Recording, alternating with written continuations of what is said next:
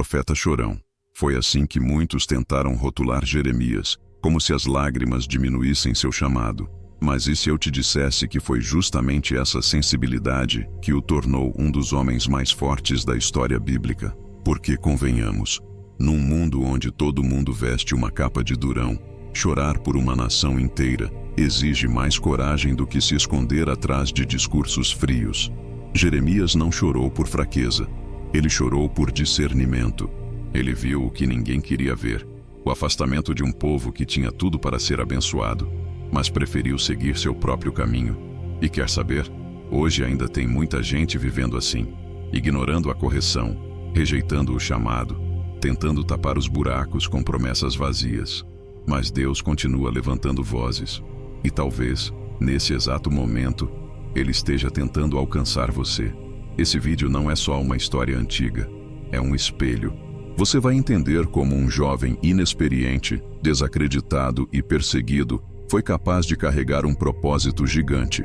Vai perceber que fé não é ausência de dor, mas a escolha de continuar mesmo quando tudo desmorona. E talvez, no final dessa jornada, você descubra que as lágrimas também podem ser sinais de força e de um recomeço. Jeremias era só um jovem comum de uma vila esquecida chamada Anatote. Não tinha status, títulos ou influência. Mas Deus, que não olha currículo, olhou o coração. E quando Ele disse: "Antes que te formasse no ventre, te conheci", Jeremias congelou. Quem nunca duvidou do próprio chamado quando a responsabilidade parece maior que a capacidade? Ele alegou ser jovem demais, sem experiência, sem voz. Mas Deus não trabalha com currículo, Ele trabalha com propósito. E mais, prometeu estar com Ele em cada passo. Quantas vezes a gente hesita quando Deus chama, né? A verdade é que fé não é ausência de medo, é avançar mesmo com medo. E para provar que o chamado de Jeremias era sério, Deus pediu algo radical: não se case. Uma ordem que carregava peso profético. O povo veria em Jeremias um sinal vivo do juízo que viria. Às vezes a nossa obediência parece loucura para o mundo, mas é justamente ali que a correção e o propósito se manifestam com mais força. E olha que o cenário em volta estava prestes a esquentar. Jeremias começou a profetizar em um momento em que tudo parecia estar se ajeitando. O rei Josias havia iniciado reformas religiosas, tentando trazer o povo de volta aos caminhos de Deus. Mas nem tudo que brilha é ouro. Por trás dos cânticos e dos sacrifícios, ainda havia idolatria escondida e corações distantes. Era como pintar uma parede rachada sem tratar a estrutura. O profeta enxergava além das aparências. Enquanto a multidão cantava no templo, ele via o vazio nos olhos do povo. E então soltou uma das metáforas mais profundas da Bíblia. O povo era como cisternas rachadas que não retêm água. Já tentou encher um balde furado? É isso que acontece quando a fé vira ritual e a oração vira obrigação. O exterior parece bonito, mas o interior está seco. Jeremias não estava ali para agradar. Ele estava ali para alertar. Mesmo com o apoio do rei, ele não poupou palavras. Em tempos em que tudo parece estar bem, precisamos discernir se é aparência ou transformação real. E para quem lidera, fica a lição: nem sempre popularidade significa fidelidade ao chamado. Só que o problema não era só aparência, a rejeição estava a caminho. Ser fiel ao chamado tem um preço. E Jeremias pagou caro. Não foi só ignorado, foi perseguido pelos próprios conterrâneos. Sacerdotes, falsos profetas e até sua cidade natal se voltaram contra ele. É duro quando a rejeição não vem de longe, mas de quem conhece a gente desde pequeno. E tudo isso só porque ele decidiu falar o que precisava ser dito. Jeremias não dourava a pílula. Ele alertava que a Babilônia viria, e o povo não queria ouvir. Preferiam os discursos doces dos falsos profetas que prometiam paz. Mas como confiar em quem diz, tá tudo bem, enquanto a casa tá pegando fogo? Já viu alguém evitar uma cirurgia porque o médico foi sincero demais? Pois é, a correção pode doer, mas é sinal de amor. Em tempos assim, manter a fé e a oração viva não é tarefa fácil. Jeremias foi acusado de traição, taxado de pessimista e tratado como inimigo, mas ele seguia firme, porque quando você entende seu propósito, a oposição só te afina, não te paralisa. E essa pressão só aumentaria quando ele tivesse que encarar não só o povo, mas os reis também. Agora o alvo de Jeremias eram os reis, homens poderosos, cercados de bajuladores e conselheiros que só diziam o que eles queriam ouvir. Jeremias não se intimidava. Olhava no olho de Joaquim e Zedequias e dizia: Deus vai julgar vocês. Imagine ter coragem de falar verdades duras no centro do poder, sabendo que isso podia custar a vida. Mas quem tem fé de verdade não negocia a voz do chamado. O episódio no templo foi um divisor de águas. Jeremias pregou ali e quase foi morto. Tudo porque falou a verdade diante de uma multidão religiosa. E quando Joaquim mandou queimar o rolo com as profecias, Deus mandou escrever tudo de novo. Detalhe, com ainda mais detalhes. Quando tentam silenciar a verdade, ela volta mais forte. Isso serve para a vida. Não é porque algo foi apagado que precisa ser esquecido. E para reforçar sua mensagem, Jeremias usava atos simbólicos. Quebrava vasos, enterrava cintos, colocava jugo no pescoço. Loucura? Não. Impacto. Quando as palavras já não alcançam, o gesto fala. Às vezes, o que falta na nossa fé é justamente um gesto visível. Algo que sacuda a rotina e nos faça lembrar do propósito. E falando em sacudir, o cativeiro estava mais perto do que nunca. Chegou o momento em que Jeremias soltou a bomba. A Babilônia viria, e ninguém escaparia do juízo. Não era uma opinião, era uma sentença profética. E o mais chocante, ele disse que era melhor se render aos babilônios do que resistir. Dá para imaginar o escândalo? Era como se alguém dissesse hoje: aceita a derrota porque lutar vai piorar tudo. Mas às vezes, fé também é reconhecer quando Deus está tratando. O povo não entendeu. Achou que Jeremias estava traindo a pátria, mas ele só estava sendo fiel ao que Deus falou. E quantas vezes isso também acontece com a gente? Às vezes, seguir a direção de Deus vai parecer loucura até para os mais próximos, mas o propósito exige coragem e correção também. É mais fácil agradar a multidão do que obedecer a Deus, mas o caminho mais fácil nem sempre é o certo. Jeremias sabia que o cativeiro duraria 70 anos, e mesmo sendo rejeitado por dizer isso, ele não recuou. Essa fidelidade é um lembrete poderoso. A verdade não depende de aceitação pública, mas de convicção interna.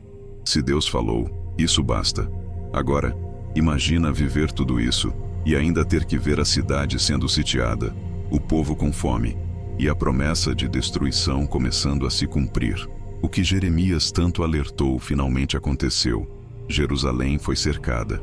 A fome assolou a cidade e a dor se espalhou como praga. O profeta, que já sofria por dentro, agora presenciava o colapso por fora. Famílias destruídas, crianças desfalecendo nas ruas, mães sem alimento. Era mais do que sofrimento físico, era o resultado de anos ignorando a correção de Deus. E Jeremias viu tudo, sem fechar os olhos. E como se não bastasse o caos, ele ainda foi lançado numa cisterna, um buraco escuro, frio, cheio de lama, simplesmente por falar a verdade. Mas olha o detalhe lindo, foi um estrangeiro, um etíope chamado Ebed-Meleque, quem teve compaixão e o resgatou. Às vezes, quem Deus usa para nos salvar não vem da igreja ou do grupo certo, vem de onde a gente menos espera. Por isso nunca subestime quem ele pode levantar. Depois de 18 meses de sofrimento, a cidade caiu. O rei Zedequias tentou fugir, mas foi capturado. Teve os olhos furados e viu seus filhos morrerem antes disso. Um fim trágico para quem rejeitou a correção. Jeremias não comemorou. Ele chorou, porque profeta de verdade não se alegra com o juízo. Ele sofre com ele. Mas a dor não acabou ali. Ainda viria a destruição total. O templo, o lugar que simbolizava a presença de Deus, foi consumido pelo fogo.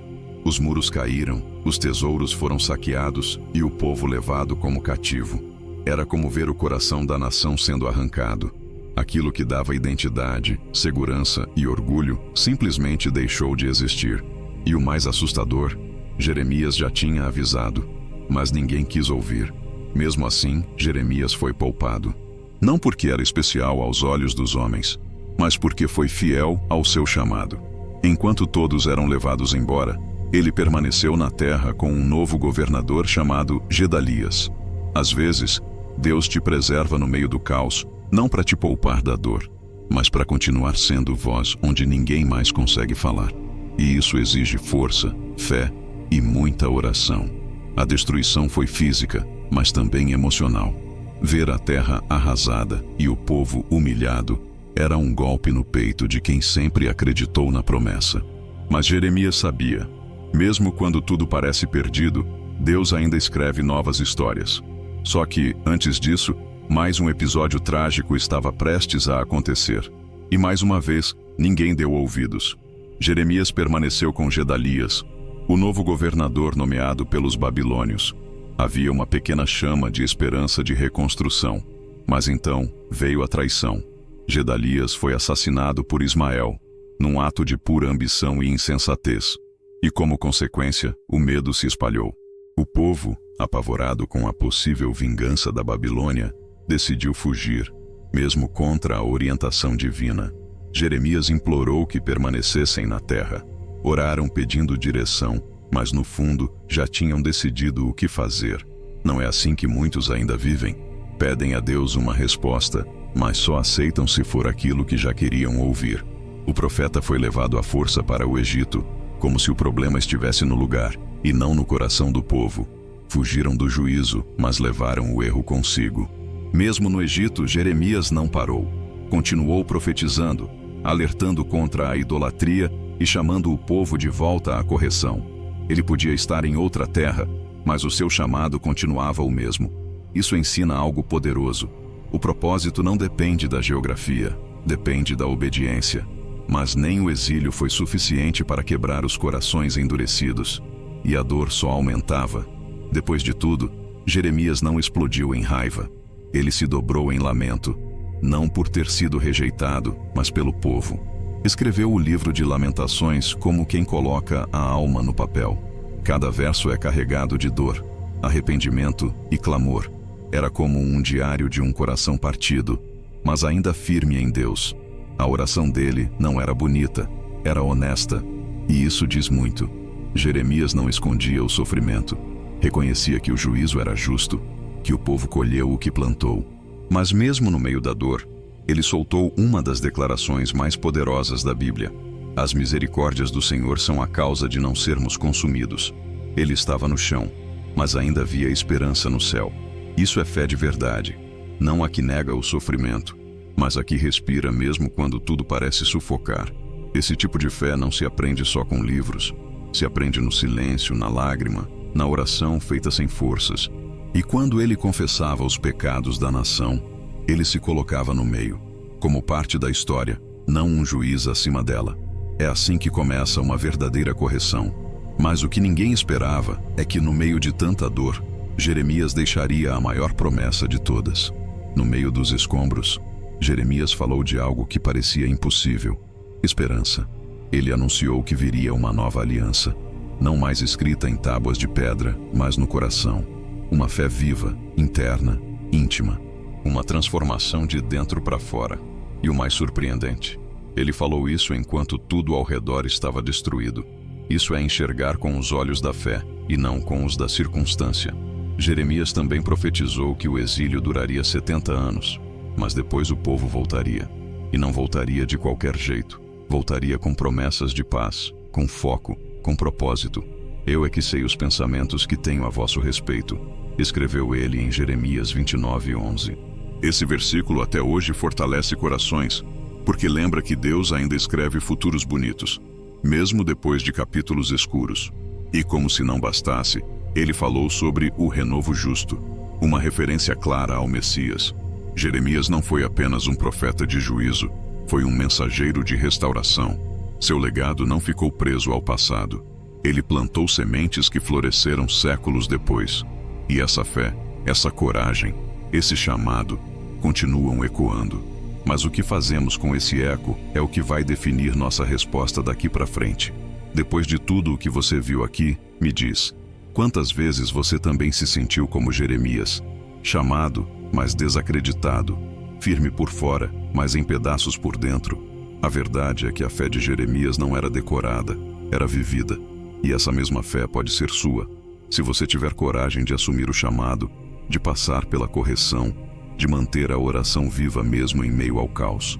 Agora pare e pense: o que você vai fazer com tudo isso? Vai continuar vivendo no automático ou vai responder ao que Deus tem falado ao seu coração? A jornada de Jeremias nos mostra que não existe dor desperdiçada quando ela é entregue nas mãos certas.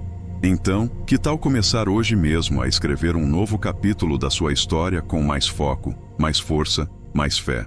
Se essa mensagem falou com você, comenta aqui embaixo o que mais te tocou. E claro, se inscreve no canal, ativa o sininho e compartilha esse vídeo com alguém que precisa ouvir isso, porque profecias ainda continuam ecoando.